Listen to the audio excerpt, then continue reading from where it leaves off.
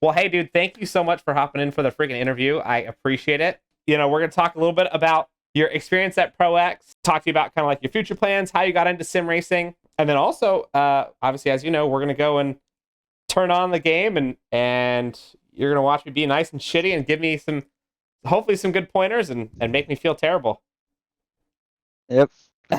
Got no problem doing that. First things first, I want to know a little bit about your, evolution getting into sim racing. How the heck did you even get into it in the first place? Well, I saw this YouTuber called Vintage Beef, right, in like 2012 playing the F1 games, and he was awful at it. But that got me some sort of interest, and that lets me finding Ben Daly doing his league racing on like F1 2016. I wanted an F1 game, so I got an F1 game, and then I didn't know how to like do the leagues and stuff. But I was awful. I could not stay on track. Whatever. All I did was career mode because I just got the game. And when it came to the end of the F1 2017 game cycle, I actually found out how to join leagues. And so for the start of 2018, I joined AOR, and they had just started America's tier. Oh. So I was like, all right, bet I'll join this. I was on controller. I was awful. My first race ever was no line, actually, because they forced it off, and I didn't know till the day of. What? So They did that. They did you dirty. That's messed up. And so I was on track to finish P8 until the last sector, the last lap, where I crashed at the fast chicane. So. Oh, wait. Which track? Which track did you say it was? It was Australia. Oh no. Yeah, and so it all started from that, and it led to that first race.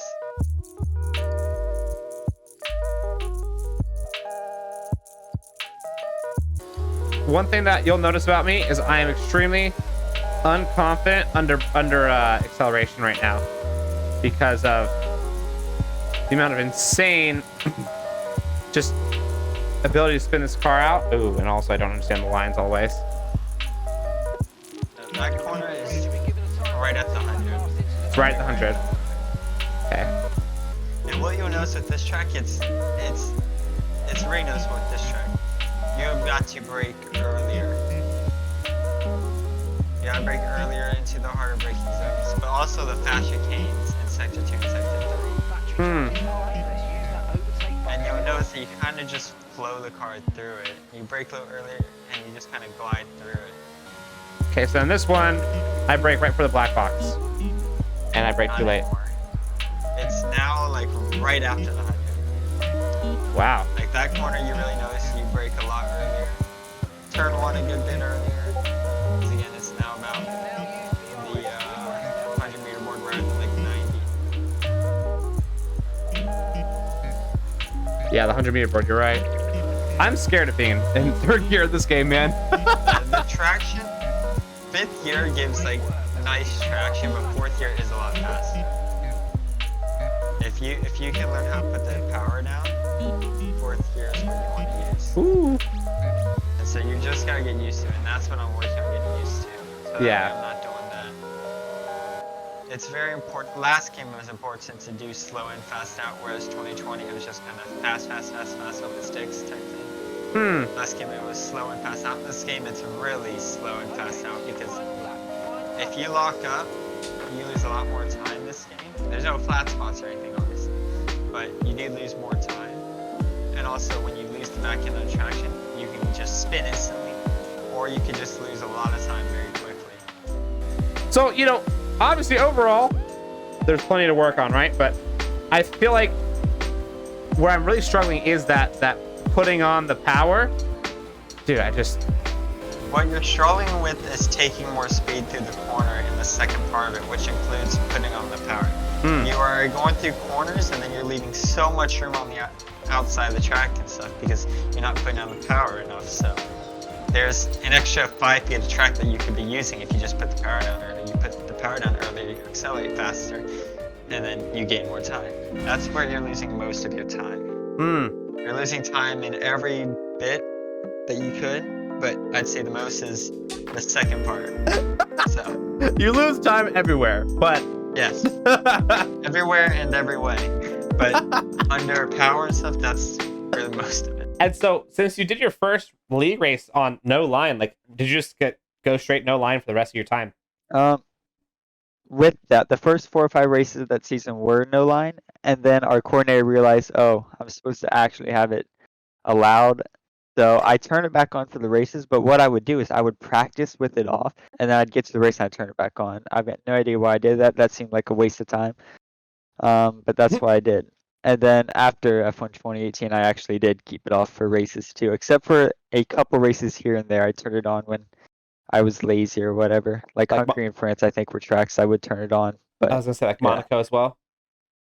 No, actually, I did no line in all the races I did at Monaco. Well, actually, except for an F2 race. I did an F2 race with the line, but Oh my that can be gosh. forgiven. Yeah, I guess that's fine. That's not the other world.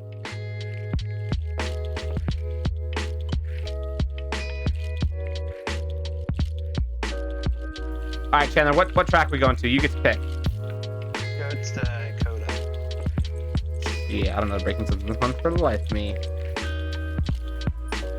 All right. Why do you say Coda?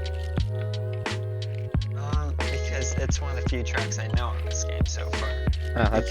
With every new game, you've got to go through every track, and the curves slightly change, and with how they handling the car changes and stuff, it means you've got to go through every track again and just kind of, you aren't fully relearning it, but like with this track, for example, you can't go over the curves as much as you could last game, obviously. Mm-hmm. So, you're taking different lines through it. And some of the bigger tracks that really affects is like Monaco, the final chicane of it. Just, you've got to like go around the whole thing now, which is how you should have to do it. But like that one, you really have to make the changes for. So every track you've got to basically relearn. Let's go. This will be crazy. All right.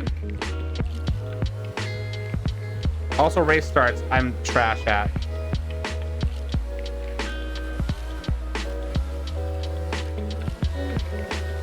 How do you put the power down like that? I've actually learned how to do starts. It just clicked at the end of the day, because I couldn't figure them out either. What? And it just clicked. What'd you have to do? I just so on the P, do you use miles per hour or kilometers? I don't think it really matters though. Oh my god. Because the P is about the same spot. But I look at my throttle application Oh, there it goes. on the telemetry. I get to right about where the P starts, and then that's where I keep the throttle at for the start. And then, because when you get wheel spin off the start, you just keep holding the wheel spin that's off. It's like 11,000 revs. 11,000 RPM. Yeah, I'm definitely spinning. I've already spun twice this lap. Which I know, is mostly coming down to me not understanding the traction still. So when did you start recognizing like, oh shit, like I could be really good at this and like start going and competing at like high levels? Well, I got a wheel April of 2019, towards the end of the 2018 game cycle. Hooked it up, plugged in. I had like a desk and office chair and stuff in my room. Yep. And I started playing with it. And after that first night, I was already faster than my controller times. So I knew already that I'm better than my controller times. But then going into 2019, that's when I really started to get a lot faster. I had like 20,000 laps on that game, so a ton of laps. I think that once you're good at them, you can take long breaks and then come back, and you're not going to be around the pace instantly, but it's not going to take 20,000 laps, a full game cycle, to get back up to pace. Huh. You can just get right into it, and within a day or two, you're back up to pace. So it was through 2019 that I found out that, I'm getting pretty good. I set a world record in November 2019 at a track. I got contacted by VSR, and then I turned them down for some reason. I've got no idea why I turned them down. That was the dumbest decision ever, looking back at it. But yeah, so like late 2019 is when I really noticed that I was getting better at the game. And did any other team reach out to you, or was it just VSR? There was another team that has folded at this point. It was Team 10, I think it was. I could be wrong. Mhm. I know it was T10 as the abbreviation. And I remember just the fighting going on between my team and that team, because they were like trying to poach drivers from other teams. Mhm. But then one of their owners clapped back and was like, "The only person I want from your team is Chandler," and I was like, "Oh, okay, all right, that's cool." That's kind of cool. Nice to feel my ego, I guess. 'Cause, Yeah, I mean, absolutely. 2019 Chandler had an ego, so And you're saying 2022 Chandler doesn't have an ego? no, nope, not a bit. What has changed? Because I mean, obviously, I feel like if we're being honest with each other, you have more of a reason to have an ego now than you ever did. So why do you feel like you have less of it? Has it been personal growth stuff, or has it been just like recognizing, oh shit, a lot of people are really good at this game? I think it's like a combination of both. There, is yeah, there's I'm top 0.0001% of the game, sure. But Yeah. there's still a whole bunch of other people faster than me. I mean, if you want to get into like PSGO F1 or WR Tier 1, you basically need to be in the Pro Series already. That's why the PSGO F1 tier, there are already 2 races in. It's because the grid was already set. And saying that, there's at least a minimum of 30 other people that can get into a top tier that I can't get into in some leagues. So, stuff like that, and also it's just I don't play the game as much. I don't care quite as much. Mhm. I have a bad race. I was on for a win and then I get taken out, or I just ruin the race all on my own. I'm annoyed. I'm mad for 5 minutes, and then after the race, 5 minutes after the race, I don't care anymore. So, like, it's not that I don't care. It's just that I don't take it all that seriously anymore because there's no point. It's just a game. The next week you do another race. So.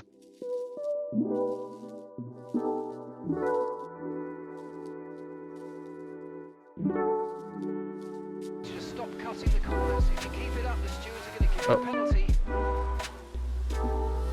Also, how about the fact that you can 360 these cars like nobody's business every single time you lose grip? Have you noticed that? Or is that just me? Yeah, the car just goes around so fast and so quickly. That's why, like, when you lose the car, like, it's so hard to recover. You gotta be so quick with your reaction. And sometimes it's not easy. It's not really possible to be quick enough. Oh, there's one. I'd say like 110 you can break. I think that's the latest. For that hairpin? That one corner. After the long straight, yeah. Oh, wow. It's funny because I can just see your dot getting farther and farther and farther away as I'm spinning in circles. Oh my gosh. And like the heat in the tires never goes away in this game. It takes forever from what I've noticed. It seems to be a lot longer. What you'll notice is the outer temperature actually, for that brief few seconds while it's too hot, it'll actually affect you now. Whereas before it could be 280 degrees Fahrenheit, which is way too much.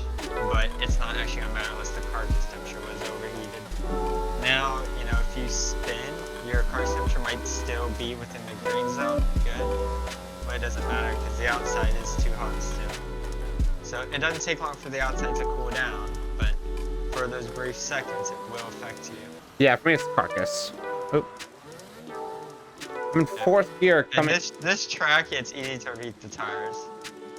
Yeah.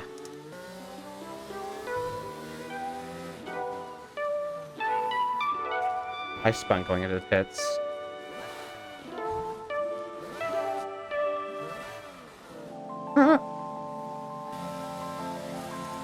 Have you gotten good at hitting the purple every single time? I have never done the turn in right once. I haven't used it to do it. You've never gotten the turn in right? Nope. Hey, looks like I'm better than you at this game.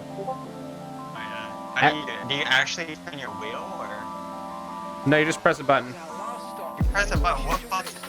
I press what is my A button, but like the number 2 button, I want to say. You actually don't actually do it on the time it's supposed to. You do it like just a little bit earlier, it's a 0.05. Someone said that they do it at like 0.3 when the time gets down 0.3. That's when they would do it, and they get it every time. Yeah, okay, I'll try that. Anywhere from 0.3 to 0.6 works. What's the point of having to do something for turning if you're not actually turning your wheel? Instead, you're just clicking a button. That's the best question ever. I have no freaking clue. I suppose making an option when you want to have it a button actually turn your wheel, but like it's odd. Yeah, I think it's weird too, but it's definitely a cool addition, but if you're not the cool addition that they scuffed. I clicked the button that is my select button and it didn't do anything, so it's not that button. It'll turn in. Do you know what your numbers are for your buttons? Because it should show a button Nope. number prompt. Yeah, it showed 1. I don't know what that is.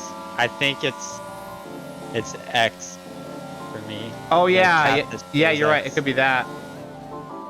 Because I think my select button is 2. So Yes, you're right. It is X. Now I'm thinking about it. That's what I'm pressing. You were trying to slow me down then, huh? Oh no, definitely not. Well, I think that 1 second I lost isn't quite enough, but it did bring you 1 second closer, I suppose. Isn't quite enough, is it now? Definitely need a little bit more than a second. And I obviously understand exactly where you come from with that feeling of, it's just a game, but obviously that game has now changed from a little bit more than just a game, because it flew you out to Britain for a week-long trip, which ended up being a couple days less because of airports. But I want to know a little bit about the Pro Exhibition just experience. Like, what were your highlights of it? What do you think you knew coming into it that ended up coming true? What expectations did you have that did not happen? Kind of give you the overall about it. What was happening was I got there, and that was when semifinals 1 was just about to start. I was supposed to be in the semifinals 1, but they moved me to semifinals 2. Uh-huh. So that way I could actually race it, of course. Yeah. And so I got there, I'm so tired. They give me a shirt. So I get in there, I get in the seat, and immediately we realized that this is not what we expected, because we were using new Fanatec rigs. Uh-huh. We can't reveal a whole lot about them because, first of all, we just don't know a whole lot about them. The Fantech people, they weren't revealing a whole lot.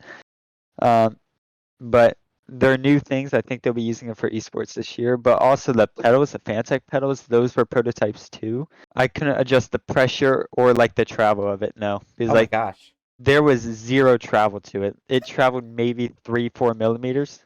And that's not an exaggeration. The pedals did not travel. In Austria, that's where it really hit me. I finished dead last. I could not slow the car down. It was just I could not get used to the brakes at this track with the setup. It's just that's part of the adaptation you make. You've only got an hour to get all the settings in game on your wheel, in game, camera settings, all that. You got only an hour to do all that, along with practicing all 3 tracks. You've got to really budget your time. Yeah, I'm starting to kind of try to use a lot more of the track, as you're telling me. I can tell. And it's feeling better. You're not watching me, are you? I said I could tell based on your penalties. Oh, yes, I'm using. But Sometimes the non-existent track is what I use, but So then that was the Pro Exhibition. And then I heard you say something about a late penalty or something like that.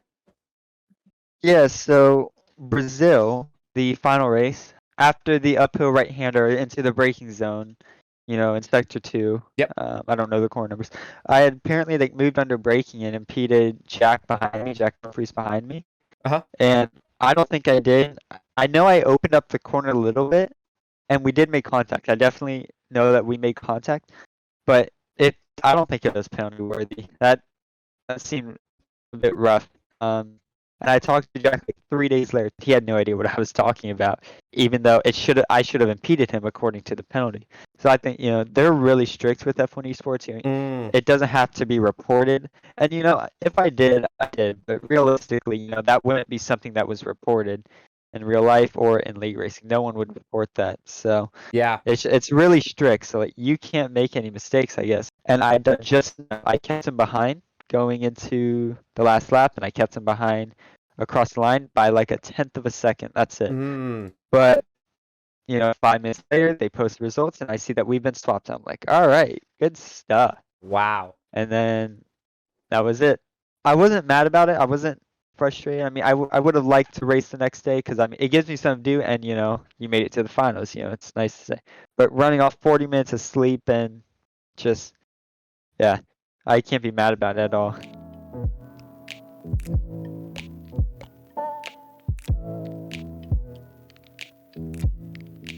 So what do you find to be the best practice when you're playing this game? Time trial or GP mode or just playing online with people? when it comes to practicing for a race, the absolute best is driving online. The next best, if you're alone, is GP mode. But time trial is not a form of practicing. It doesn't matter what anyone says, it's not.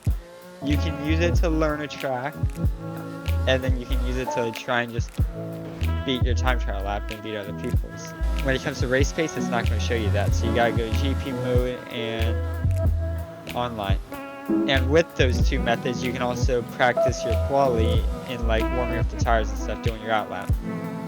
You do that more so in online rather than GP mode. But GP mode online, you can also practice race practice, obviously.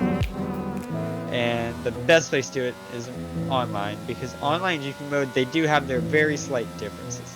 Not a whole lot, but very slight differences. And so naturally you're gonna want to go to multiplayer, since that's where you do your league races. So doing online league races where you're just practicing your quality runs, and then you go in, you can either just retire from the race and do it again, or you can do the race and practice race practice. But online is the absolute best place to do it.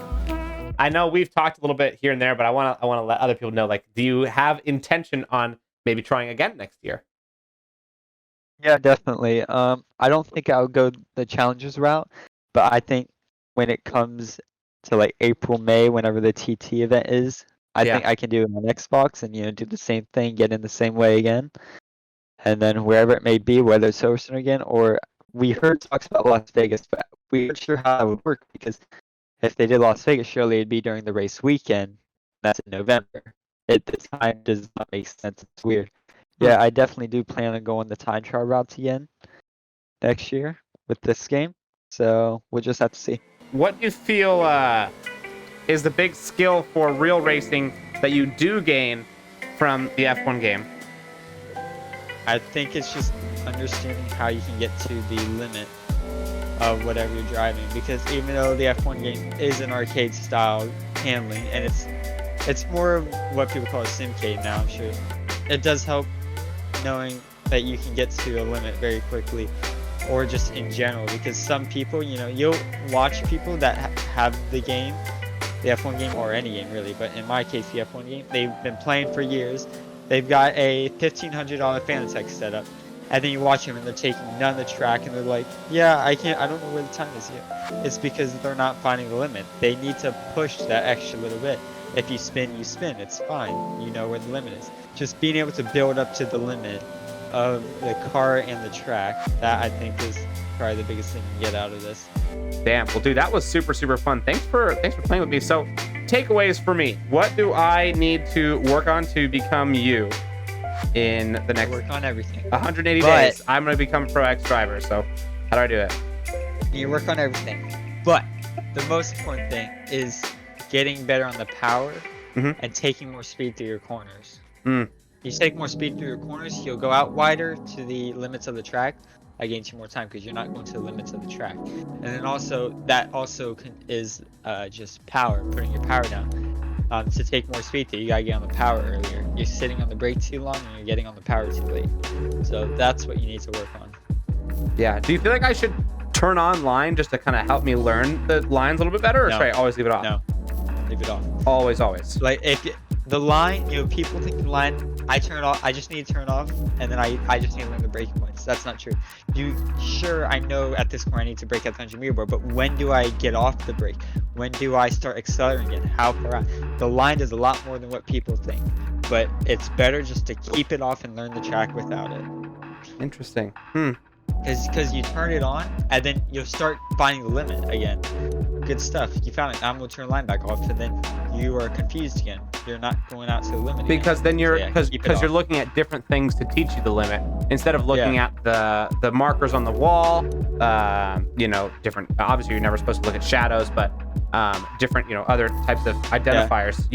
Different marking. Yeah, right. Yeah. Different marking stuff, and then the feel of it. Whereas with the line, you're just looking at the line. Okay, the line is green, I can start accelerating. The line is red, I need to slow down. The line's yellow, I need to kind of slow down a little bit still. The line is a lot more than what people think. That makes sense. That makes total sense. Well, dude, Chandler, thank you so much for this freaking day. I really appreciate it a ton. Yeah, bro, this has been super, super helpful, and I'm excited to freaking throw this video up too, so that way people can kind of see what it's like to go to Pro X and and go get to this. You're damn near the top level of this game, man. And I know you know that, but it's really, really cool to see how far you've come and hear about your journey getting there. It's been a blast. Yep. Well, All right, this is good. So yeah, that was super fun. Well, man, I look forward to being able to play with you more, obviously, in the future. Yeah, bro, I hope you enjoy the rest of your day. Thanks for jumping on with me. yep, no problem. Later, Chandler.